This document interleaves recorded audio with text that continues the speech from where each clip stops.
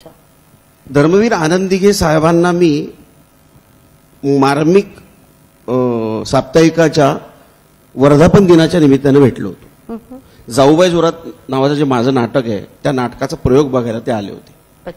प्रयोग बघून ते गेले, आमची भेट झाली नाही.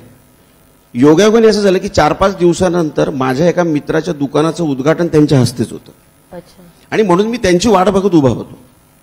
ते त्यांच्या बोलेरो गाडीतनं आले, त्यांच्याबरोबर बरेच बॉडीगार्ड्स वगैरे होते, सगळे निघाले आणि आय डोंट नो ते थांबले, माझ्याकडे वळले आणि मला इकडे इकडे ते थोडंसं असं थोडं हे बोलायचं, स्लर बोलायचे आणि मी गेलो, माझ्या खांद्यावर त्यांनी हात ठेवला. आता धर्मवीर आनंदिघे साहेबांनी या कुठल्या मुलाच्या खांद्यावर हात ठेवला म्हणून सगळे आश्चर्यचकित झालेच होते आणि माझ्याशी बोलत बोलत गेले. मला काय प्रयोग नाही का तुझा आज? मी म्हटलं नाही साहेब आज सुट्टी आहे. अरे बाबा चांगलं काम करतोस तू, चांगलं काम करतोस. असं गप्पा मारत मारत आम्ही 2 मजले चढलो.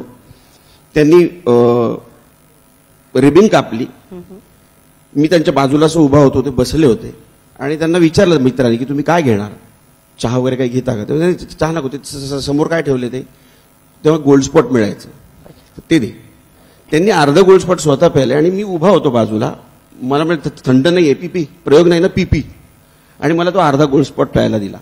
मला आज असं वाटतं की तो जो अर्धा गोल्ड स्पॉट त्यांनी मला तेव्हा दिला होता तो मला आशीर्वाद होता की पुढे कधीतरी तू माझ्या जीवनावर चित्रपट करशील आणि या निमित्ताने मी जगभरात पोहोचेन.